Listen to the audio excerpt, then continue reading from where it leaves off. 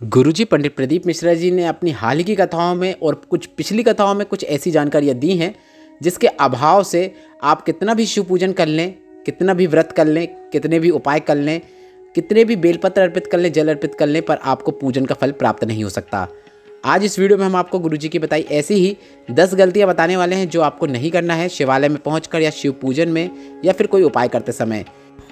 और अंत में आपको शिव पूजन में या शिव व्रत में या फिर कोई उपाय करते समय कोई गलती हो जाती है तो उसका पश्चाताप करने के लिए गुरुजी पंडित प्रदीप मिश्रा जी ने कौन सा उपाय बताया है, कौन सी जानकारी दी है, वह भी हम आपको इसी वीडियो के अंत में बताने वाले हैं। तो बढ़ते हैं पहली गलती की ओर, जो कि आपको शिव मंदिर में जाके नहीं करना है। हाल ही की कथाओं में गुरुजी ने जानकारी दी कि अगर आप इस प्रकार से बेलपत्र को शिवलिंग पर चढ़ाते हैं तो आपको किसी भी प्रकार का कोई फल प्राप्त नहीं हो सकता, आप कितनी ही बेलपत्र क्यों ना अर्पित कर दें। तो गुरुजी ने बताया था अगर आप बेलपत्र की डूंट को ना तोड़ें और ऐसे ही डूंट वाली बेलपत्र को अगर शिवलिंग पर अर्पित कर देते हैं तो आपको किसी भी प्रकार का कोई फल की प्राप्ति नहीं होती है। इसलिए आपको जब भी बेलपत्र शिवलिंग पर अर्पित करना हो तो आप उसकी डूंट को हटा दें, तोड़ के अलग कर दें, इसके बाद ही बेलपत्र को अर्पित करें ताकि आपसे यह गलती ना हो। बढ़ते हैं दूसरी गलती की ओर, जो आपको शिव मंदिर में जाकर नहीं करना है। कई लोग शिवालय में प्रवेश करते समय देहरी में पांव रखकर अंदर प्रवेश करते हैं, बल्कि ऐसा बिल्कुल भी नहीं करना है। देहरी पूजनीय है, आपको देहरी में हाथ का स्पर्श करते हुए वह हाथ अपने सिर में मस्तक में लगाते हुए मंदिर में प्रवेश करना चाहिए। देहरी में पांव बिल्कुल भी नहीं रखना चाहिए, इस गलती को करने से आपको बचना चाहिए। बढ़ते हैं तीसरी गलती की ओर, जो कि आपको शिवालय में जाकर नहीं करनी है। गुरुजी ने कहा है, गुरुजी ने कई बार जानकारी दी है, शिवलिंग के ऊपर आपको भूल कर भी दीपक नहीं लगाना चाहिए। आपको दीपक लगाना ही है तो शिवलिंग के नीचे थोड़ा दूर भी लगा सकते हैं, उसे भी महादेव स्वीकार कर लेते हैं। आपको शिवलिंग में या फिर जलाधारी में दीपक बिल्कुल भी नहीं लगाना चाहिए, ऐसे में कई प्रकार के दोष लगते हैं। बढ़ते हैं चौथी गलती की ओर, जो कि आपको शिवालय में पहुंचकर नहीं करना है। शिवलिंग की परिक्रमा नहीं की जाती है तो आपको भूल कर भी शिवलिंग की कभी भी परिक्रमा नहीं करना है, ना ही शिवलिंग पर चढ़ाए हुए जल पर अपना पाँव लगाना है या फिर उस जल को लांघने की भी कोशिश नहीं करना है। ऐसा करने से भी आपको कई प्रकार के दोष लग जाते हैं। बढ़ते हैं पांचवी गलती की ओर, जो कि आपको शिवालय में जाकर नहीं करना है। शिवलिंग पर आपको नारियल या कोई प्रसाद नहीं चढ़ाना है।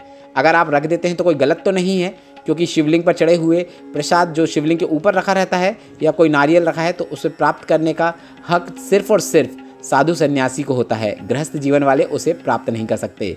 इसलिए अगर आप प्रसाद या नारियल महादेव को अर्पित करना चाहते हैं, समर्पित करना चाहते हैं तो आप शिवलिंग के नीचे रख दें, महादेव उसे भी स्वीकार कर लेते हैं। बढ़ते हैं छठवीं गलती की ओर, जो कि आपको शिवालय में पहुंचकर बिल्कुल भी नहीं करना है। टूटे हुए चावल, आधे चावल शिवलिंग पर बिल्कुल भी अर्पित नहीं करना है। महादेव को कोई भी चीज़ अधूरी अर्पित नहीं की जाती है। महादेव को कोई भी चीज़ आप अर्पित करना चाहते हैं तो वह पूर्ण होना चाहिए।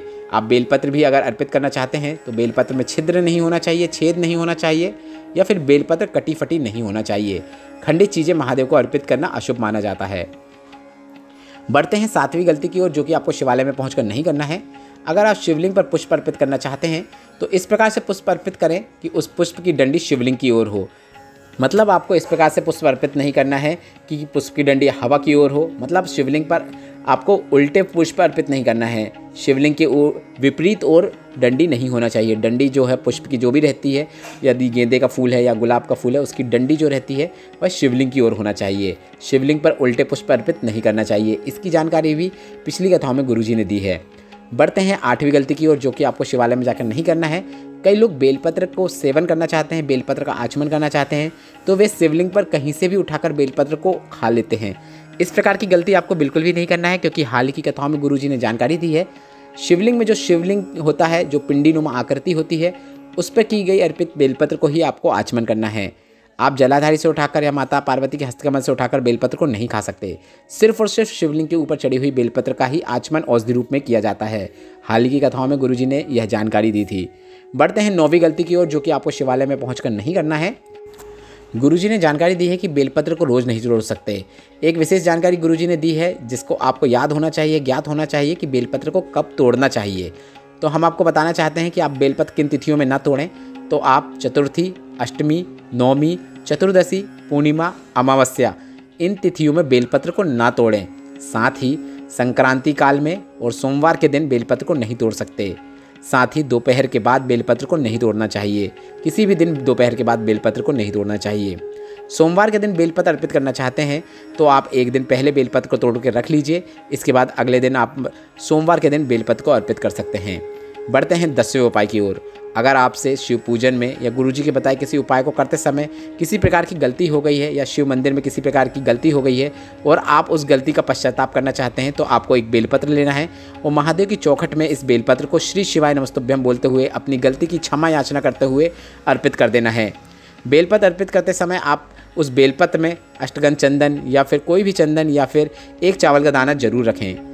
मैंने पूरी कोशिश की है गुरुजी की विभिन्न कथाओं में जो गुरुजी ने उपयोगी जानकारी दी है, जो गलतियां बताई हैं, वो सब आपको एक वीडियो में देने के लिए। अगर आपको मेरा यह प्रयास पसंद आया हो तो आप इस वीडियो को लाइक करके कमेंट बॉक्स में हर हर महादेव जरूर टाइप कीजिएगा। श्री शिवाय नमस्तुभ्यम। हर हर महादेव।